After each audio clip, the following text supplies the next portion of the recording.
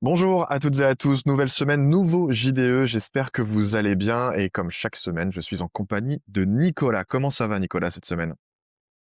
Écoute, ça va très bien. On attaque le mois de mai, qui est un mois à trous, mais pas pour les actualités. On a énormément d'actualités, énormément de bouleversements, côté solutions, côté, transport, je pense que le e-commerce se prépare, à un second semestre qui va être, extrêmement dynamique et riche en actualités.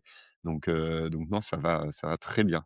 Bah, super, et justement comme tu le disais en termes d'actualité, effectivement pas mal de choses, c'est un mois à trous dans le calendrier mais pas dans les actualités comme tu le disais. Toutes les actualités, vous le savez, ça à retrouver sur notre site via notre newsletter également, c'est tous les jeudis. Pour ce JDE, soit en vidéo sur YouTube, soit en audio sur toutes les plateformes de podcast. Merci à vous de votre suivi, de votre écoute. Vous êtes de plus en plus. Nicolas, lors du dernier JDE, on avait fait un focus sur les grandes annonces d'Adobe lors de leur Summit 2026, et notamment avec un cap orienté vers l'agentique commerce.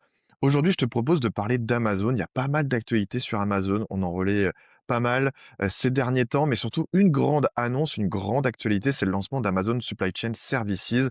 Voilà, très grosse annonce qui est importante pour Amazon. On va décrypter tout ça et comme le titre l'indique, voilà, livrer comme Amazon sans vendre sur Amazon, puisqu'en fait, Amazon vient clairement de changer de dimension logistique et c'est tout récent, hein, c'est le 4 mai dernier, 4 mai 2026 que le groupe a annoncé donc le lancement d'Amazon Supply Chain Services, ASCS, une offre qui ouvre l'intégralité de son infrastructure de transport, de stockage et de livraison à toutes les entreprises. Et là, c'est la grande nouveauté, y compris celles qui ne vendent pas sur sa marketplace. Alors voilà, Amazon ne se contente plus d'expédier des produits, il propose désormais d'orchestrer toute la chaîne logistique d'une entreprise, depuis l'usine en gros jusqu'au client final. Et voilà une question qu'on peut poser sur la table pour les marques, pour les e-commerçants. Et vous qui nous écoutez, est-ce qu'il faut confier sa distribution physique à un acteur qui est aussi potentiellement un concurrent direct? Voilà un petit peu pour cette actualité. Et Nicolas, du coup, première question, pour commencer à défricher un petit peu le terrain de cette actualité, comment est-ce que Amazon transforme la logistique en produit avec cette annonce? Oui, c'est vraiment une bombe, je pense, dans l'écosystème, hein. Mmh, Ça va faire beaucoup réagir, parce que ça vient, questionner le rôle, des transporteurs. ouais, Donc on a un acteur pure player qui se met, à proposer, c'est clair. de la livraison, de la logistique. Ils avaient déjà leur offre, Fulfillment by Amazon, Ouais. FBA. C'est ce qu'ils proposaient au final. Ils proposaient de stocker, les produits et de les expédier, et donc ça permettait de livrer, 13 000 000 d'articles par an. Mmh. Vraiment c'est une très grosse organisation avec, des délais qui sont devenus, des standards du marché, hein. Se faire livrer par Amazon, Ouais. que ce soit, avec Prime, c'est une telle efficacité. Donc ça, c'était réservé aux produits vendus sur Amazon et aux marchands, Mmh. utilisant Fulfillment by Amazon, FBA. Donc là, c'est ils ouvrent, heu, leur capacité logistique, comme un produit au final accessible, Ouais. comme un service, et le modèle a fait, ses preuves, hein, depuis son lancement en 2006. Plus de 80 milliards d'unités ont transité via, FBA, et les, vendeurs utilisant ces solutions observent en moyenne près de 20 de ventes Ouais. supplémentaires. Pas négligeable, non. Donc, il y avait déjà l'impact de s'enregistrer sur la plateforme, d'intégrer donc leur service fulfillment, et donc là, ils étaient avantagés, sur, la place de marché. Donc maintenant, ils veulent proposer simplement, leur architecture, logistique, Mmh. et donc c'est en ça que c'est vraiment une nouveauté avec, ASCS. Alors, il va falloir s'habituer, Ouais. à cet acronyme. Amazon change d'échelle. Cette infrastructure, conçue pour son propre usage, devient un produit commercial. Donc, il y a le vice-président, justement Peter Larson, qui résume cette bascule en quelques mots: «Nous mettons à disposition des entreprises l'infrastructure, l'intelligence et l'échelle que nous avons développée pour Amazon, comme nous l'avons fait avec AWS pour le cloud». Donc, vraiment intéressant comme comparaison, de se dire, toute l'infrastructure Mmh. technique, ils avaient décidé de le mettre à disposition, des entreprises, et donc là, c'est le meilleur argument commercial de dire, Ouais, c'est clair. «Ce qu'on fait pour nous, on vous le propose». et on vous le rend, accessible même si vous n'êtes pas présent, sur la place de marché. Ouais et puis ils sont ça montre qu'ils sont sûrs de leur force parce que voilà, c'est pas une annonce, une petite annonce, hein, quand même. Faut être sûr de d'avoir les reins solides pour proposer ce genre de choses. Tu parlais justement de AWS donc Amazon Web Services. J'ai une petite question pour toi à la fin, justement sur ce service-là. Hem, 2 petite question pour toi par rapport à l'offre justement. C'est quoi un petit peu l'offre? C'est quoi un petit peu la promesse, proposée par Amazon avec, cette grande annonce? Oui, donc la promesse, c'est, de répliquer, hein, en grande partie, le modèle et le service actuel proposé aux vendeurs de la place de marché. Ouais.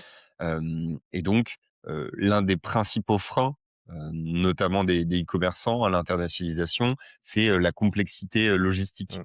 Transport, douane, stockage, distribution, livraison. Chaque étape, ça implique, généralement un prestataire Mmh. différent avec, peu de visibilité, globale, que ça soit, sur la Ouais. tarification, sur le suivi, des commandes. Donc là, il y a vraiment un côté, de centraliser l'ensemble du dispositif avec un interlocuteur qui a la Mmh. capacité de gérer, toutes ces étapes. Donc c'est ce que, ASCS, vise. Amazon propose de regrouper l'ensemble de ces briques au sein d'un seul écosystème et donc de réduire la fragmentation, opérationnelle. OK. Dans les faits, l'offre couvre, pardon, l'ensemble du parcours produit et OK. elle permet d'acheminer les marchandises, depuis, des sites de production, souvent situés, en Asie, jusqu'aux centres de distribution, qui sont en Europe, et de servir, le client final en passant par une gestion, intégrée, des stocks. Donc vraiment, il y a un savoir-faire, une flexibilité, une efficacité, qu'Amazon, propose Mmh. et donc, c'est, vraiment dans le fonctionnement, on va dire, de la gestion d'inventaire que, Amazon met en avant une logique de stock unifié. OK. Donc, d'avoir un même pool de produits pour alimenter plusieurs canaux en simultané, que ce soit site e-commerce, marketplace, réseaux sociaux ou encore distribution physique. Donc, la flexibilité, la polyvalence de leur, réseau, peut être une force pour vraiment, se déployer au niveau international. On le sait pour les e-commerçants, la gestion de stock, de se dire, Ouais. «J'ai un entrepôt, ici en France, aux États-Unis», et bah, gérer, l'harmonie des stocks, les délais aussi, de livraison, heu, tout ça, c'est un enjeu Mmh. critique pour, satisfaire, les clients. Donc voilà, aujourd'hui, ça transforme à travers cette offre, c'est de transformer, la logistique en levier commercial, en rapprochant les stocks des zones de demande, en optimisant leur allocation et donc Amazon promet une amélioration directe des délais de livraison et de la disponibilité produit. Ouais, justement, la transition ne pouvait pas être plus parfaite puisque tu parles de rapprochement des stocks et on l'a appris, hein, c'est tout récent, à peine quelques heures avant qu'on tourne, ce journal du e-commerce. C'est que, Amazon va ouvrir 4 nouveaux centres de distribution en France avec plus de 7 000 emplois à la clé. Voilà, un total de l'investissement, on parle de 15 milliards d'euros sur 3 ans. Donc voilà, on va vous communiquer tout ça, on va faire aussi une actualité dessus, donc on vous relaye toutes les infos. Mais ça montre aussi tout le poids et tout ce qu'ils ont envie de mettre en place pour, voilà, être encore plus fort sur, le marché européen, mais aussi le marché français, taper du poing sur la table. Voilà, ça c'était pour la petite actualité qui venait tout juste de sortir. Concernant, la mise en place donc de ce Amazon Supply Chain Services, on peut l'imaginer que, Amazon ne l'a pas sorti, sans faire de tests. Est-ce qu'il y avait des clients tests pour ce service? Oui, alors, Amazon a de nombreux clients, donc c'est l'avantage, c'est qu'ils ont Ouais, pu faire, de nombreux tests avec des grandes enseignes, hein, d'utiliser les capacités logistiques, hem, au sein de leur structure. Donc dans l'industrie, on a, notamment Procter& et Gamble qui OK, s'appuie, sur Amazon pour transporter ses matières premières et ses produits finis, OK. tandis que 3M utilise le réseau pour connecter ses sites de production à ses centres de distribution. Donc il y a déjà des partenariats qui étaient en place et qui utilisaient ces infrastructures, mais à proprement parler, il n'y avait pas une offre, qui Mmh. était, démocratisée, on va dire, heu, pour l'ensemble des acteurs. Donc on a d'autres acteurs, même du côté retail, hein. On a Lands' End qui, exploite le stock unifié OK, pour alimenter plusieurs, canaux de vente, ou encore American Eagle, qui s'appuie sur le réseau de livraison pour expédier ses commandes, e-commerce. OK. Donc, il y a plusieurs références, je pense que c'était clé, dans leur déploiement de leur montrer que c'était pas, juste, un nouveau modèle, mais, vraiment, quelque chose qui fonctionne déjà. Et donc, on a notamment Andrew McLean, le CEO de Land's End, qui souligne, l'intérêt Mmh, opérationnel, où il évoque que positionner les stocks plus près des clients, ça leur permet, d'atteindre plus rapidement, notamment, lors des périodes de forte mmh, activité, la délivrabilité, des commandes. Donc ça, c'est un gros point. Je pense que c'est, l'un des arguments principaux, qu'Amazon a, de fournir des standards de livraison, qui, qui sont aujourd'hui, la norme du marché. Donc, ça peut être très intéressant sur le plan, international. ouais et puis on peut imaginer aussi que une telle annonce, ça a forcément fait, un peu, des ravages, ça a donné des réactions. Ça a été quoi l'impact justement de cette annonce sur le marché de la logistique? Oui, alors le 1er élément qui est observé, hein, à chaque fois, c'est l'impact sur, la bourse. Ouais, Il y a eu plusieurs acteurs, logistiques qui ont vu, leur valorisation chuter dans la foulée. OK, Donc, faut toujours se méfier de ces ouais, effets c'est vrai. d'annonce, mais, ça donne quand même un certain signal au marché. Des UPS, des FedEx ont enregistré des baisses, significatives, tout, comme XPO ou GXO. OK. Donc, voilà, des expressistes, des solutions de livraison, en express qui sont fortement, impactées, parce que, là, ils sont en train de démocratiser, la livraison, de manière, express. Mmh, Donc en fait, la frontière quelle est la frontière entre un expressiste et un acteur comme Amazon qui est en capacité d'assurer des délais, très proches? Donc ça brouille un peu les cartes en fait, hein, ouais, tout ouais, ouais. simplement.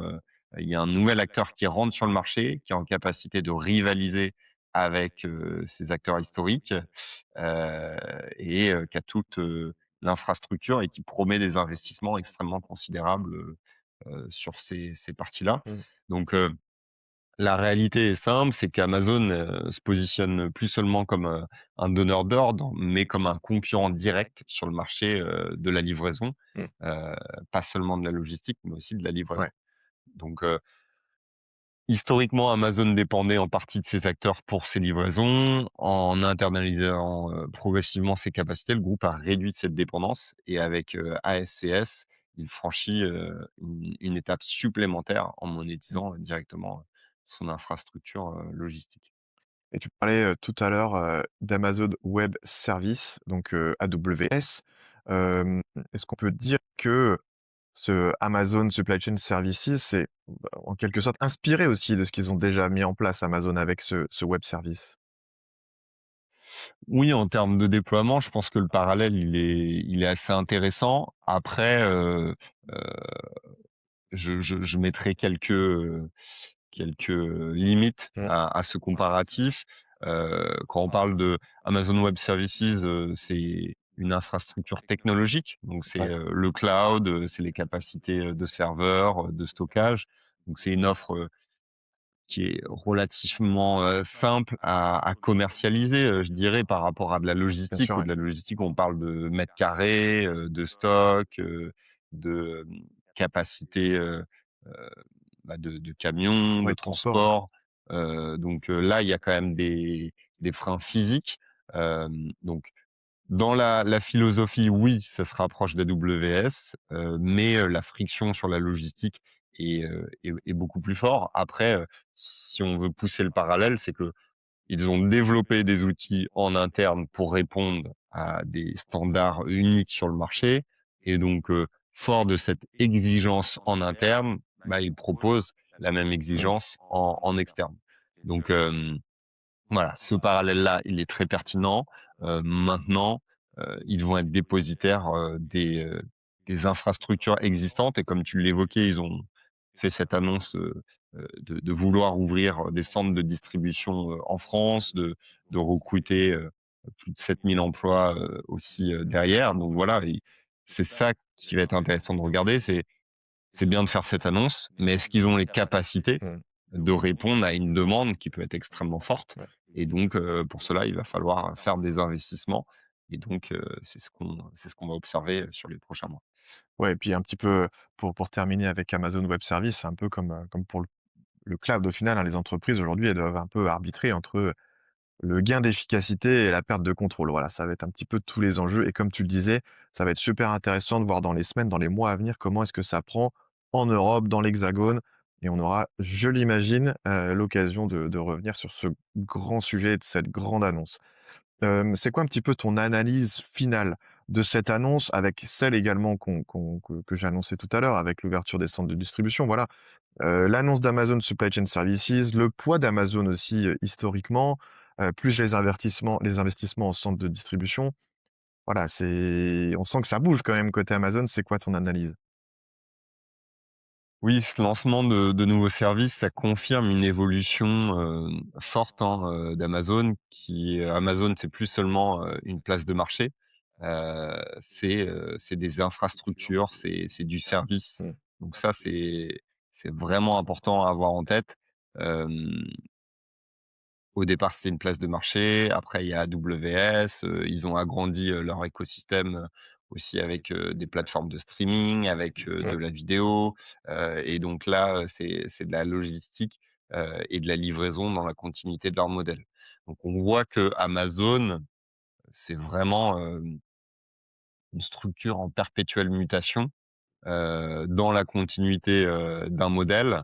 Mais leur enjeu, c'est vraiment, d'avoir, une structure très hybride qui peut répondre à énormément de besoins et donc, là, c'est l'aspect, réseau routier, entrepôt.